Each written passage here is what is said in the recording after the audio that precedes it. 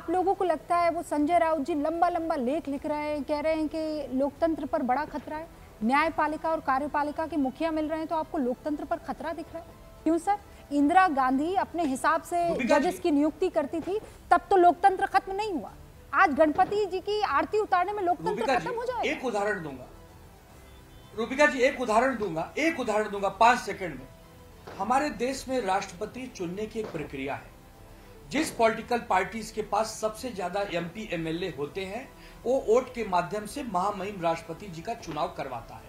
लेकिन जब राष्ट्रपति जी का चुनाव हो जाता है, वो अपनी सीट पर बैठ जाते हैं, तो एक परंपरा आ जाती है सामने दीवार बनकर कि वो सभी के राष्ट्रपति हैं, वो किसी सरकारों के अधीन नहीं है, किसी एमपी एमएलए के दिए गए वोट के अधीन नहीं है। नहीं, तो आप लेकिन क्या चाह अगर रहे हैं उनको वोट दिए गए एमपी एमएलए, मैं कहना चाह रहा हूं, वही कह रहा हूं कि उनको वोट दिए गए एमपी एमएलए अगर ये कहने लगे कि राष्ट्रपति जी आपको तो हमारे वोट ने चुना है, आप केवल हमारी बात करिएगा, तो वो जो विपक्ष के लोग आपने वोट नहीं किया था, आप उनकी बात कर रहे हैं। आनंद जी, आप कैसी बातें कर रहे हैं?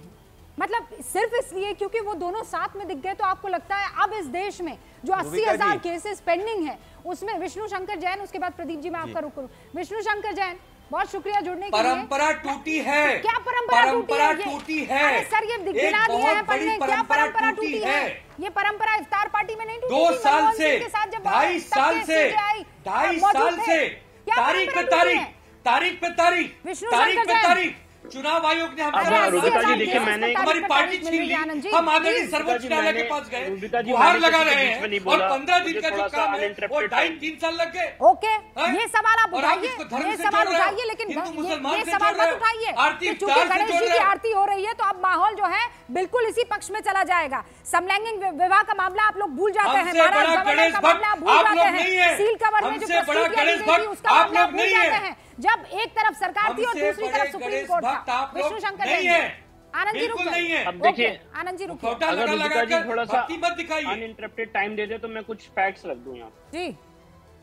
देखिए, मैं आपको बताना चाहता हूँ, एक सुप्रीम कोर्ट के ऑनरेबल जस्टिस कृष्णा अय्यर साहब, वो 1959 में कम्युनिस्ट पार्टी की गवर्नमेंट में ईएमएस नंबूदरी पार्टी की जो कैबिनेट थी उसमें मेंबर थे, स्टेट मिनिस्टर थे, और उसके बाद वो सुप्रीम कोर्ट जज भी एलिवेट हुए। तो क्या ये परंपरा टूटी? मैं ये पूछना चाहता हूं, अगर आप अभी गूगल करेंगे तो 25 दिसंबर के आसपास का समय है जब जस्टिस चंद्रचूड़ ने, ऑनरेबल जस्टिस संजीव खन्ना साहब ने और honourable mister justice Amanatullah Khan साहब ने सुप्रीम कोर्ट के लॉन में जिंगल बेल के गाने गाए थे, कैरल्स गाए थे। तो क्या तब परंपरा टूट गई थी? मैं ये सवाल पूछना चाहता हूँ रूबिका जी आपके चैनल के माध्यम से। एक एक्टिंग राष्ट्रपति थे, इसको जरा वेरीफाई करेगा, बड़ी इंपॉर्टेंट बात बोल रहा हूँ। एक एक्टिंग राष्ट्रपति थे बीडी जत्थी साहब, और वो उस समय बेग साहब से मिले थे और उन्होंने अपनी बच्ची की शादी का इनविटेशन दिया था। और उसके बाद उसी समय एक केस चल रहा था सुप्रीम कोर्ट में और जस्टिस गोस्वामी ने कहा था कि जत्थी साहब ने मिले और केस के बारे में बात की और इन्फ्लुएंस करने की कोशिश की। ये जस्टिस गोस्वामी का जजमेंट है, और मैं आपको जजमेंट का स्पेसिफिक पैरा नंबर भी बता देता हूं अगर आप जानना चाहें तो। ये बड़ा आप मतलब इन सबसे पूछेगा जो लोग कह रहे हैं, पैराग्राफ 178 के जजमेंट में, ये जजमेंट में लिखा हुआ है।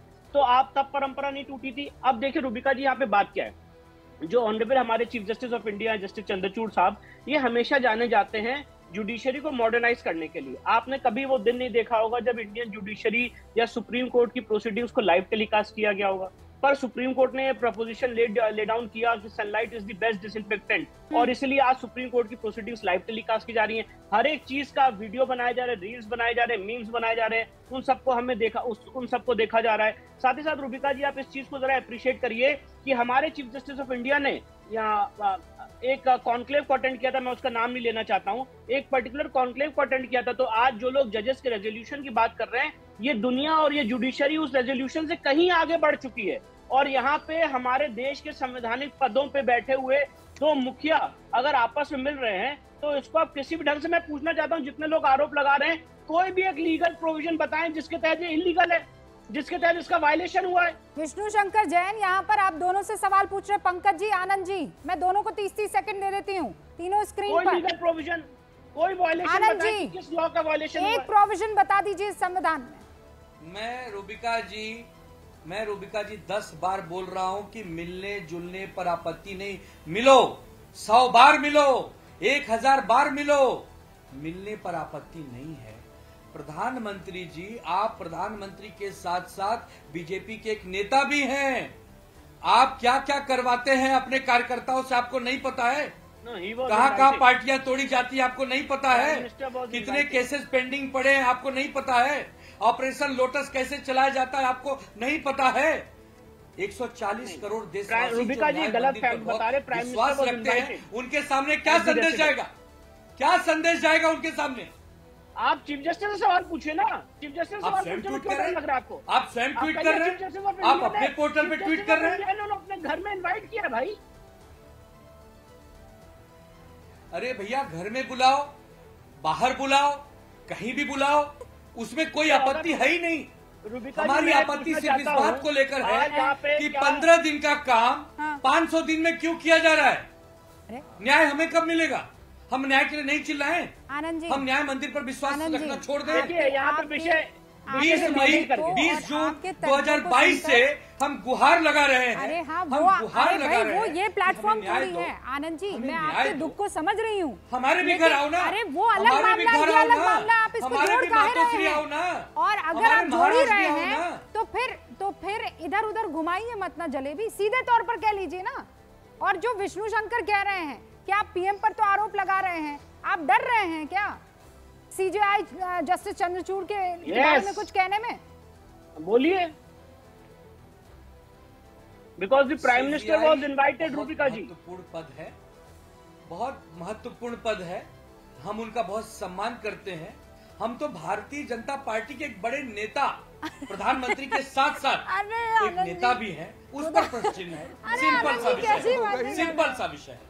आनंद जी, बहुत सुनिए, आनंद जी सुनिए, आनंद जी आप महाराष्ट्र से, ठीक है, आप गणपति जी आपके यहाँ पर विराजते हैं, आप रूबिका लियाकत को बुलाते हैं, ठीक है।